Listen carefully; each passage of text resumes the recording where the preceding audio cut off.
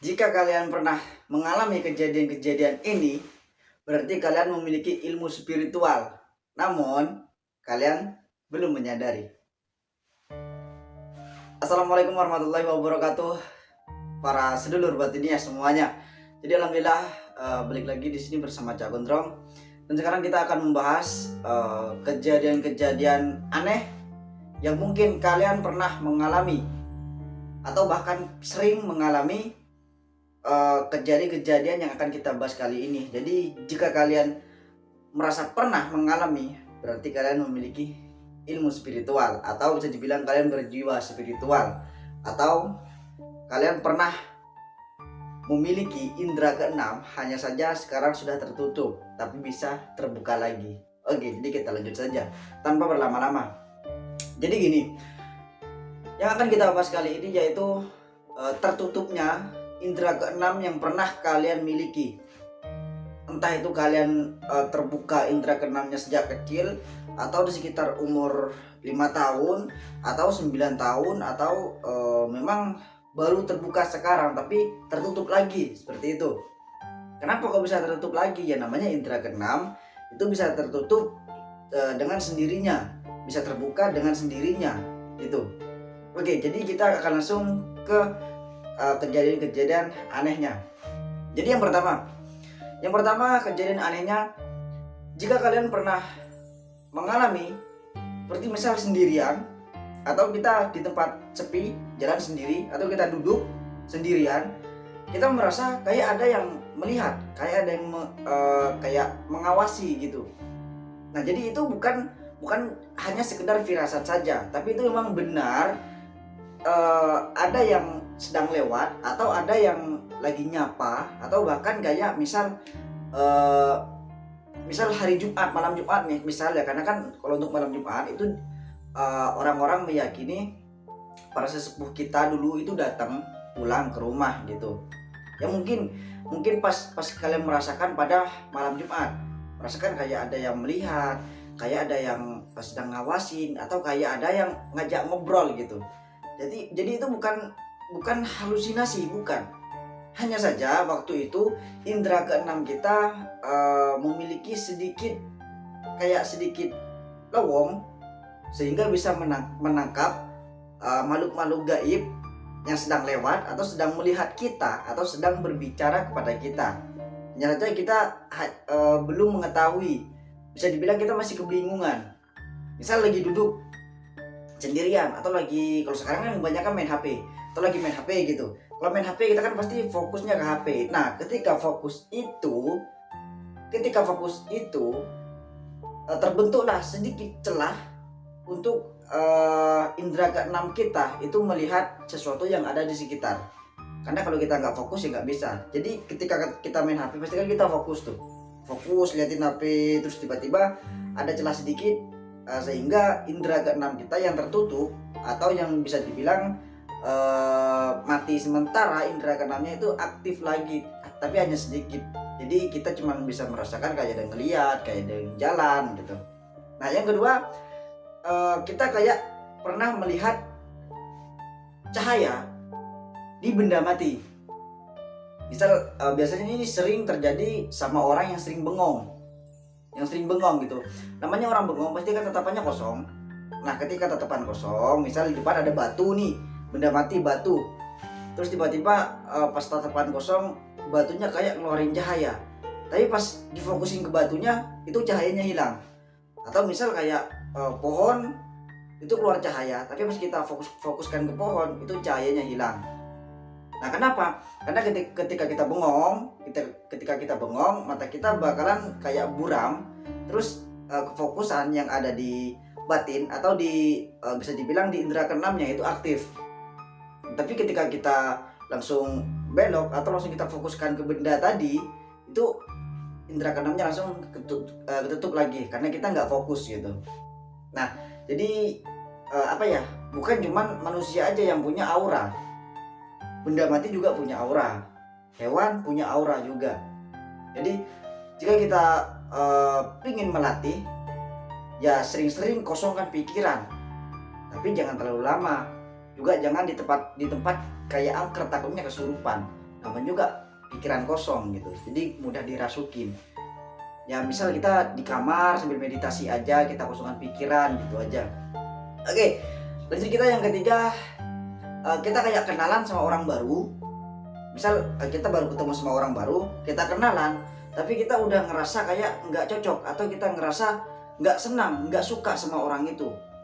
Kalau kita udah kenal, misal udah kenal, udah misal kenalnya 1 minggu lah. Misal kita udah kenal, kita tahu kelakuan dia, terus kita nggak suka, itu normal. Tapi kalau kita pas baru kenal, tapi tiba-tiba kita ngerasa nggak suka, nggak cocok sama dia, itu bertanda saat itu indera keenam kalian aktif. Hanya saja aktifnya cuma sedikit, atau bisa dibilang aktifnya itu kecil banget, atau kayak rongga-rongga yang ngehambat indera keenam kalian cuma terbuka sedikit. Nah jadi kalian bisa merasakan kayak aura dia, terus aura dia sama aura kalian itu nggak cocok, tiba-tiba terjadi kayak benturan energi, jadi ngerasa kayak nggak cocok aja gitu. Jadi biasanya sih kalau kita ngerasain kayak gitu, orang yang di depan kita biasanya ngerasain juga biasanya. Jadi kalau kita ngerasa nggak cocok, dia juga bakalan ngerasa nggak cocok juga, cuman nggak bakalan diucapin gitu ya. Terus selanjutnya kejadian-kejadian anehnya, kayak misal kalian pernah ngelihat bayangan. Misal kita fokusnya ke bawah, kita balik lagi ke main HP, karena kan kebanyakan sekarang main HP. Kita lagi main HP, tiba-tiba kayak ada bayangan lewat, kita lihat nggak ada. Main HP kayak ada yang lewat di belakang, kita lihat nggak ada. Nah itu bukan halusinasi, atau mungkin kita lagi nonton horor nih, terus tiba-tiba kayak ada yang lewat. Itu bukan timbul dari ketakutan kita. Ya misal orang takut tapi nonton horor, terus tiba-tiba kayak ada yang lewat bayangan gitu. Itu bukan dari halusinasi karena ketakutan, bukan. Ya cuman kalau ketakutannya berlebihan bisa juga. Tapi kalau untuk takut kayak cuman deg-degan aja, cuman kayak deg-degan, kayak berpikiran, oh ini kok serem ya gitu. Tapi kalau pikirnya sampai aduh, kalau tiba-tiba di sini ada yang datang gimana lah, kalau pikirannya kayak gitu bisa jadi halusinasi. Cuman kalau pikirannya oh ini filmnya kok serem banget gitu, cuman kalau gitu aja aman. Terus kalau kayak kalian merasa ada yang lewat, kayak bayangan putih hitam ada yang lewat, itu bukan halusinasi. Kalau kalian takutnya hanya normal, ya paham ya. Oke, jadi yang paling sering dirasakan merinding tuh, kayak kita melihat bayangan, terus kayak kita merasakan sesuatu, kita mendengar sesuatu, pasti bakalan merinding. Nah merinding itu yang apa ya, efeknya. Jadi kayak kita lagi fokus main HP, ada yang lewat, tiba-tiba merinding. Nah itu efeknya, merinding itu efeknya. Jadi bukan halusinasi, tapi memang tetangga kita ada yang lewat, atau ada yang lagi nyapa gitu loh. Nah oke, selanjutnya ini bisa dibilang istimewa. Istimewanya itu gini, kalian misal besok mau ke puncak, atau mau ke ke pantai gitu. Terus kebesokannya kalian sampai di pantai atau di tempat yang ingin kalian tuju, terus kalian tiba-tiba ngerasa kok kayaknya udah pernah kesini ya gitu. Padahal baru kali itu kalian ke sana, baru kali itu kalian nyampe ke tempat itu. Sebelumnya belum pernah sama kali, tapi kalian merasa kok kayaknya udah pernah kesini gitu. Atau bahkan ada lagi yang lebih istimewa, kayak ngerasakan kok kayaknya tempat ini nggak asing ya, kayak pernah kesini. Terus tiba-tiba kayak mencari sesuatu, terus memang beneran ketemu gitu. Misal ini kayaknya di sini ada ranting pohon gitu, di balik batu kayaknya ada ranting pohon, terus dilihat di balik batu beneran ada ranting pohonnya. Atau kayak ini kayaknya di sini ada batu aneh gitu, terus dilihat ada beneran. Nah itu istimewa. Karena kenapa gini, ketika kita ada tujuan ke sana, sukma kita, bisa dibilang sukma kita udah nyampe ke sana duluan, atau udah jalan terlebih dahulu untuk kayak ngecek sesuatu di sana gitu. Jadi pas sukmanya balik lagi, kita kebesokannya berangkat ke sana, jadi tempatnya kayak nggak asing. Jadi pas sukma kita ke sana, pasti bakalan lihat-lihat di sana.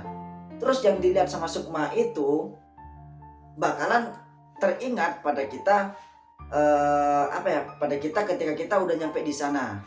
Jadi kayak ini tempat kayak nggak aneh gitu. Bahkan bisa jadi orang-orang asli di tempat itu kita ingat jelas. Ini orang kok kayaknya kita pernah lihat gitu. Padahal baru kali itu. Jadi itu istimewanya. Dan yang terakhir ini bisa dibilang jarang terjadi. Cuman sekali terjadi kalian pasti sakti gitu. Ya minimal lah kalian indera keenamnya full terbuka, nggak ada samar-samarnya.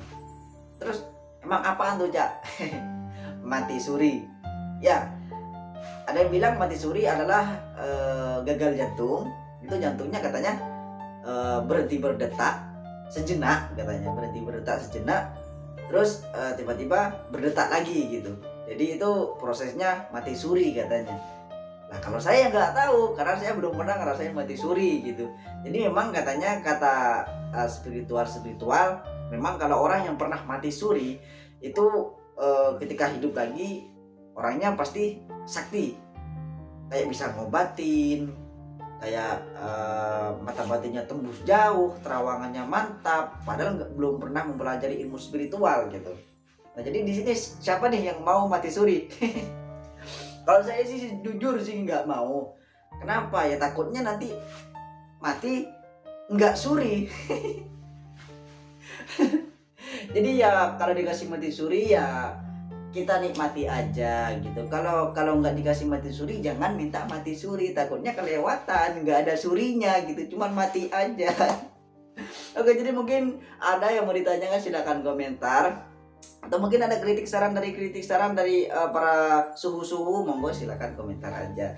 Jadi terima kasih banyak yang udah nonton dari tadi, jangan lupa di like, di share ke grup-grup tetangga, dan di subscribe juga. Oke mantap, jadi kita akhiri saja. Wassalamualaikum warahmatullahi wabarakatuh. Salam Rahayu.